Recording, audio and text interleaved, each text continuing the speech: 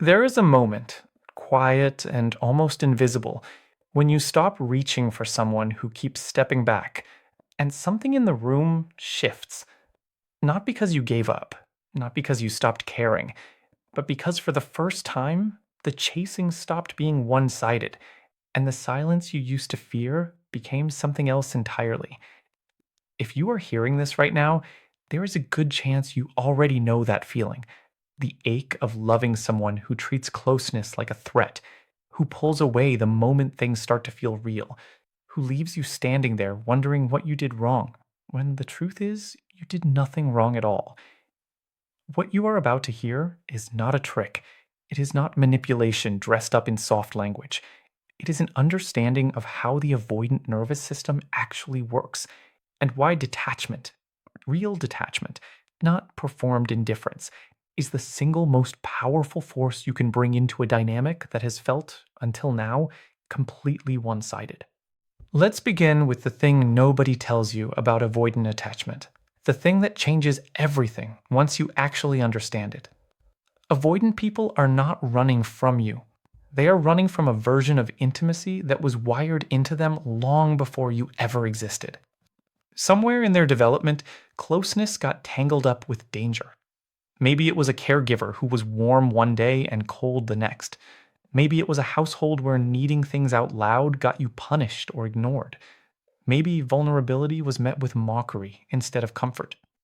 Whatever the origin, the result is the same: a nervous system that treats emotional closeness the way other nervous systems treat physical danger, with alarm, with a need to create distance, with an almost automatic retreat the moment someone gets close enough to actually matter. This is why the avoidant partner in your life can seem warm, even affectionate, right up until the moment you start needing them. That is the exact threshold where their system flips from curiosity to threat. And once you understand that threshold, you stop taking their withdrawal personally, because it was never about your worth, it was about their wiring. Now, here is where most people go wrong. And I want you to really sit with this, because it is the hinge point for everything that follows. When someone we love starts to pull away, our instinct, our very human, very understandable instinct, is to move closer, to ask more questions, to reassure them, to explain ourselves, to chase. And chasing feels productive in the moment because it feels like doing something instead of nothing. But to an avoidant nervous system, pursuit does not read as love. It reads as pressure. It reads as confirmation of the exact fear that made them pull away in the first place. The fear that closeness eventually turns into demand, that connection eventually turns into obligation, that love eventually turns into something that consumes rather than something that nourishes. So the more you chase, the more evidence you accidentally hand them that their original fear was correct. You are not proving your love wrong to be afraid of. You are, without meaning to, proving it right. This is where detachment enters the picture. And I want to be precise about what that word actually means, because it gets misunderstood constantly. Detachment is not coldness. It is not punishment. It is not playing games or performing indifference while secretly checking your phone every few minutes, hoping they notice. Real detachment is an internal shift. It is the process of returning your emotional center of gravity to yourself, so that your peace, your identity, your sense of being okay no longer depends on their next move. It is the difference between a person standing in a doorway begging someone to stay and a person standing fully rooted in their own life, someone who would welcome connection but does not require it to remain whole. That second person is not performing anything. They have actually become someone whose presence does not carry the scent of desperation. And desperation, more than almost anything else, is what an avoidant nervous system is trained to detect and flee from. Think about what pursuit actually signals on a biological level. When you constantly initiate, constantly explain, constantly reassure, constantly ask where things stand, you are unintentionally communicating a very specific message, even though your words might sound calm. The message underneath the words is this: I need you to tell me I am safe. I need you to confirm that I matter. My stability is in your hands. And an avoidant person, someone whose deepest fear is becoming responsible for another person's emotional world, someone who fled precisely because they associate being needed with being trapped, will feel that unspoken message as weight, even if they can't articulate why. It is not that they don't care. It is that the caring gets buried under an avalanche of internal alarm bells that say, "This is exactly what I was afraid of." Detachment reverses that entire signal. When you stop pursuing, when you let silence exist without rushing to fill it, when you allow distance to simply be distance instead of an emergency that must be solved immediately, something remarkable happens inside the avoidant nervous system. The threat disappears. There is no pressure to manage. There is no demand to meet.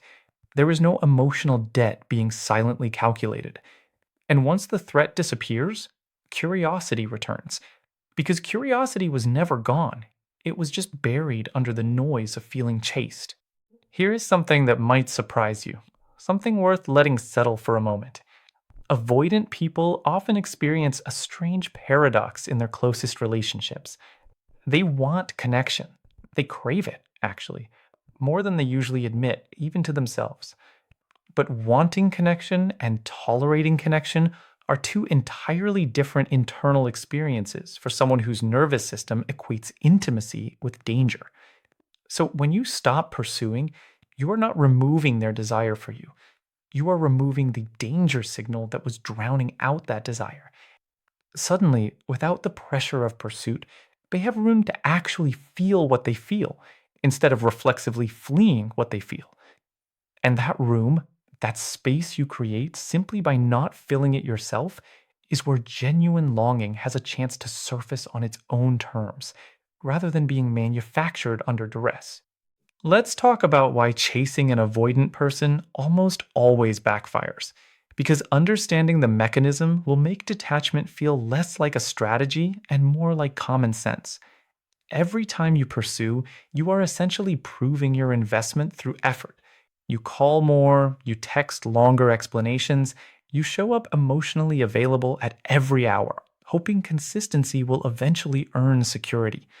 But security cannot be earned through your effort alone because the block was never about whether you're trustworthy. The block is internal to them. So your effort, however sincere, however loving, gets absorbed without resolving anything.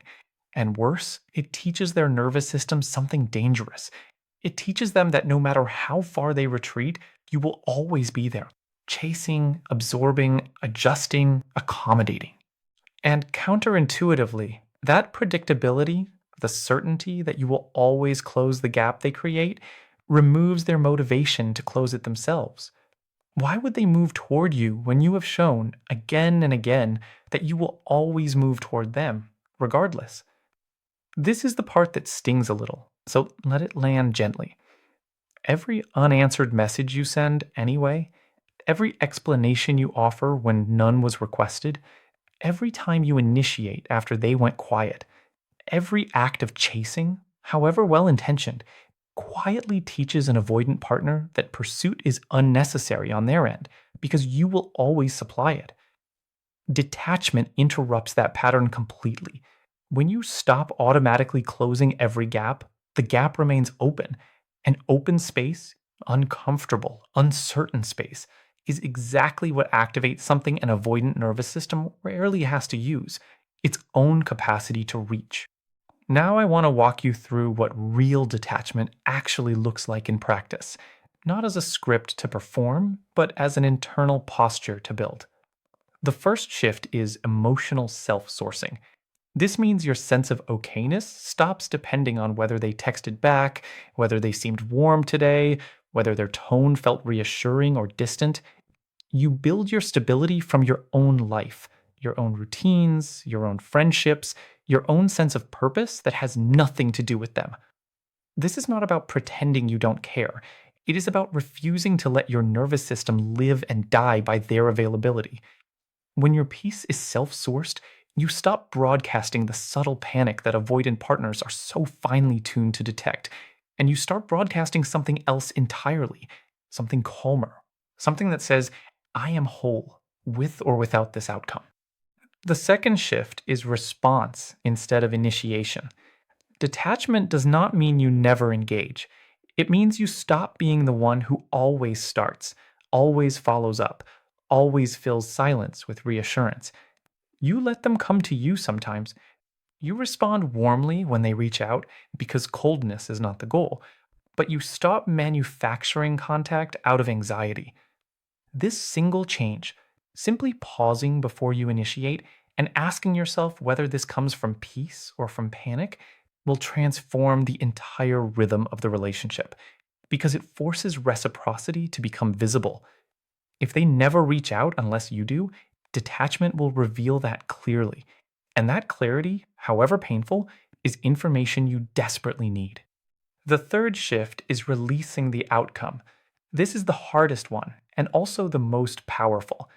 As long as you are secretly attached to a specific result, them chasing you, them committing, them finally choosing you the way you've always wanted, some part of your detachment will always be performance. Because performance is just pursuit wearing a disguise. True detachment requires you to actually become okay with the possibility that they may never come around. Not because you don't want them to, but because your worth cannot be contingent on their capacity for closeness. Strangely, this is often the exact moment things shift, because releasing the outcome is what finally removes the scent of desperation entirely. And desperation, remember, is the one thing an avoidant nervous system is built to sense and avoid. Let's talk about what happens on their side when you actually embody this, because the psychology here is fascinating and worth understanding fully. Avoidant attachment often comes paired with something called deactivating strategies, unconscious behaviors designed to suppress feelings of closeness whenever those feelings start to feel too big. Focusing on someone's flaws, remembering past relationships fondly, creating physical or emotional distance, getting suddenly busy. These are not conscious manipulations most of the time. They are automatic defenses. But deactivating strategies require a target. They require someone actively pursuing, actively needing, actively pressing against the wall for the wall to feel necessary at all. When you detach, when the pressure disappears, the deactivating strategies have nothing to push against. And a wall with nothing pushing on it starts to feel less like a wall and more like an unnecessary structure standing in an empty room. This is often when avoidant people begin to notice absence in a way they never noticed presence. It is a strange but consistent pattern. Someone who barely registered your consistent effort suddenly becomes hyper aware the moment that effort stops. Not because they are cruel, but because human attention, avoidant or not, is drawn toward change, toward gaps, toward the sudden silence where there used to be noise. Your steady pursuit had become background, predictable, almost invisible, the way a fan running in a room eventually disappears from conscious awareness. Detachment removes the fan, and in the new quiet, they start to hear their own thoughts about you for the first time in a long time, thoughts that pursuit had been drowning out. I want you to understand something important here, something that will protect you from misusing any of this. Detachment is not a manipulation tactic designed to trick someone into wanting you. If you approach it that way, secretly performing indifference while internally begging for their attention, it will not work. Because avoidant people, despite their emotional distance, are often remarkably perceptive when it comes to sensing incongruence. They can feel the difference between someone who is genuinely returned to their own center and someone who is white knuckling a performance of calm while falling apart underneath. The only version of detachment that actually shifts dynamics is the real one, the one built on genuine internal work, not the one built on strategic silence designed purely to provoke a reaction. So let's talk about how commitment actually becomes possible once this dynamic shifts. Because chasing was never actually about getting them to commit. It was about proving to them, without words, that closeness with you does not equal danger. Avoidant people commit not when they are pursued relentlessly, but when they experience enough consistent safety that their nervous system slowly, gradually recalibrates its definition of intimacy. Detachment provides that safety in a way pursuit never could, because detachment demonstrates something pursuit cannot. It demonstrates that you will not collapse if they need space. It demonstrates that your love does not come with strings, demands, or emotional invoices waiting to be paid. It demonstrates more than any conversation ever could that being close to you does not mean losing themselves. There is something else worth naming here, something rarely discussed openly. Commitment from an avoidant partner often does not arrive as a grand declaration. It arrives quietly, almost sideways. A small gesture of initiation where there used to be none. A question about your day that feels genuinely curious instead of obligatory. A moment of vulnerability offered without being extracted. These small signals matter more than any dramatic promise because they represent something structural shifting inside a person whose defenses had been operating on autopilot for years, possibly decades. When you stop chasing, you create the conditions where these small, sideways signals have room to appear because they were never going to survive in an environment saturated with pressure. I also want to address the fear that probably surfaced somewhere in the middle of all this. The fear that detachment means losing them entirely, that stepping back guarantees they simply drift further away and never return. This fear is understandable, and I am not going to pretend it carries zero risk, because pretending certainty here would be dishonest. Some avoidant partners, when given space, will not return. Not because detachment failed, but because there was never enough genuine capacity for connection to build on in the first place. Detachment does not manufacture desire that isn't there. What it does is remove everything that was suppressing whatever desire already existed. If there is a real foundation, real feeling, real compatibility beneath all the defensive maneuvering, detachment gives that foundation room to surface. If there isn't, detachment simply reveals that truth faster, and with far less damage to your own sense of self than years of continued chasing ever would have. And this brings us to something crucial, something that deserves to be said plainly. Detachment is not primarily a strategy for changing them. It is primarily a practice for reclaiming yourself. Even in scenarios where the avoidant partner never returns, never chases, never commits, the person who learns to detach walks away transformed regardless. They walk away having relearned that their peace does not require another person's permission. They walk away having remembered what it feels like to be whole on their own terms. That transformation is not a consolation prize. It is the actual prize. The theme pursuit was quietly preventing you from ever discovering about yourself. Let's go a little deeper into the emotional experience of practicing this, because knowing the theory and living the practice are very different things.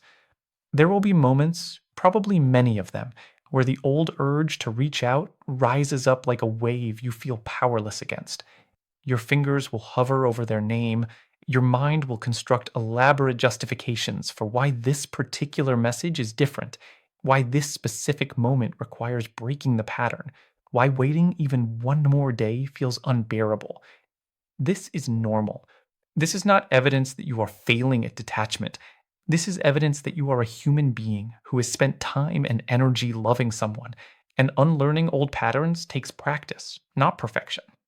What matters in these moments is not whether the urge arrives, because it will, again and again, especially in the beginning. What matters is what you do with the urge. Instead of acting on it immediately, you can simply notice it, name it internally. This is the old pattern trying to protect me from uncertainty by reaching for control. And then, gently, without self punishment, choose not to act on it, at least not yet. Over time, and this is important to hear, this gets easier. The wave does not disappear immediately, but its intensity softens with repetition, the same way any nervous system pattern softens once it stops being reinforced. There is a particular kind of strength required here that looks nothing like the strength we usually picture. It is not loud, it is not dramatic, it does not announce itself. It looks like silence held steady during moments when your whole body wants to break it. It looks like living your life fully, even while part of you wonders what they're thinking. It looks like choosing your own peace over the temporary relief of certainty, again and again, until choosing peace stops feeling like a sacrifice and starts feeling like who you actually are. I want to say something now about timing, because people often ask how long this takes, as if detachment operates on a fixed schedule. It doesn't, and pretending otherwise would do you a disservice. For some people, the shift in an avoidant partner's behavior becomes visible within weeks. For others, it takes considerably longer.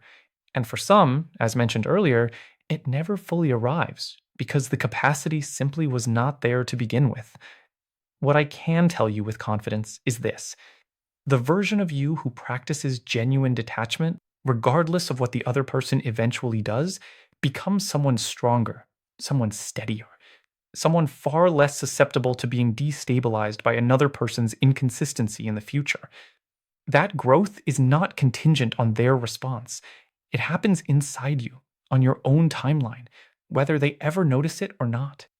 Let's return, finally, to where we began, to that quiet moment when the chasing stops and something in the room shifts.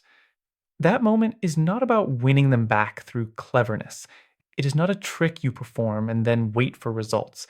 It is the natural consequence of becoming someone whose love does not require constant proof, someone whose presence carries calm instead of urgency, someone whose worth was never actually in question, even during the months it felt like it was. Avoidant people, more than almost anyone, are drawn toward that kind of steadiness, precisely because it is the one thing their nervous system has rarely been allowed to trust. Not because it wasn't offered before, but because it was so often offered alongside pressure, alongside need, alongside the quiet demand to be reassured immediately. When you become the person who does not need reassurance immediately, who can sit inside uncertainty without collapsing, who can love without pursuing, you are not manipulating anyone into anything. You are simply becoming safe to be close to, in the truest sense of that word. And safety, real safety, not the performed kind, not the anxious kind, but the kind rooted in your own unshakable relationship with yourself, is the one thing an avoidant nervous system has been quietly starving for the entire time, even while it kept running from the very thing it needed most. That is the paradox at the center of all of this. The chasing you thought would prove your love was, without meaning to, proving their fear correct. And the detachment you were afraid would push them away is, more often than not, the exact thing that finally lets them feel safe enough to stop running. Not because you changed who you are to win them, but because you finally stopped abandoning yourself in the process of trying to keep them. And in doing that, you became someone worth staying for, whether they ever fully understand why or not. There is one more layer worth exploring before we close, because it explains something people often misunderstand about the entire process. The question of why silence from you can sometimes feel louder to an avoidant partner than anything you ever said out loud. Words, no matter how well chosen, can be dismissed, argued with, reinterpreted, or simply absorbed into the noise of a defended mind. Silence cannot be argued with. It simply exists, unavoidable, undeniable, and strangely honest in a way conversation rarely manages to be. When you stop explaining yourself, stop justifying your feelings, stop offering reassurance nobody asked for, you remove their ability to manage you through the usual channels: the subtle deflections, the vague promises, the half answers that kept the relationship technically alive while never actually moving forward. Silence forces reality to speak for itself, and reality, once it is finally allowed to speak without interruption, tends to say something an avoidant nervous system cannot keep ignoring forever. It is worth naming, too, what this process is not, because clarity here protects you from turning healthy detachment into something colder and more damaging. This is not about punishing them with withdrawal. It is not about counting days of silence like a scoreboard, secretly hoping they notice and suffer. That version of detachment is simply pursuit wearing armor. still fundamentally organized around their reaction, still fundamentally dependent on their response for its sense of success. Genuine detachment does not care whether they notice, not because you are indifferent to them as a person, but because your peace has stopped requiring their noticing as proof of anything. The moment you catch yourself checking whether the silence is working, you have quietly slipped back into performance, and it is worth gently redirecting yourself back toward the actual goal, which was never their behavior. It was always your own steadiness. Something else deserves mention here, something that often gets left out of conversations about avoidant attachment entirely. The idea that healing this dynamic is not really about decoding someone else's psychology so thoroughly that you finally crack the code and earn their love. It is about becoming someone whose sense of safety no longer lives inside another person's hands. Even the most accurate understanding of avoidant attachment, even the most disciplined practice of detachment, will not force feeling where none exists, and it should not be used as a way to keep hoping indefinitely for someone who has shown you clearly and repeatedly that they are not building toward anything. Detachment is meant to reveal truth, not manufacture a fairy tale ending regardless of what is actually there. Sometimes the truth it reveals is a partner who finally softens, finally reaches, finally chooses closeness on their own terms. And sometimes the truth it reveals is that the capacity was never fully present, and the healthiest outcome is simply you, whole, steady, and finally free from a pattern that was slowly costing you pieces of yourself you didn't even realize you were losing. Either way, and this deserves to be said one final time, because it is easy to forget in the middle of wanting someone to choose you. The version of you who learns to hold their own center, who learns to love without collapsing into another person's inconsistency, who learns that peace can exist independent of anyone else's next move, that version of you does not disappear if the relationship does not work out the way you hoped. That version of you carries forward into every future connection, every future test of patience, every future moment where the old instinct to chase tries to resurface.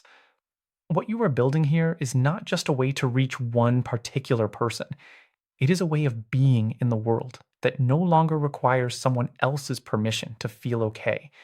And that, more than any outcome involving them specifically, is the thing actually worth fighting for.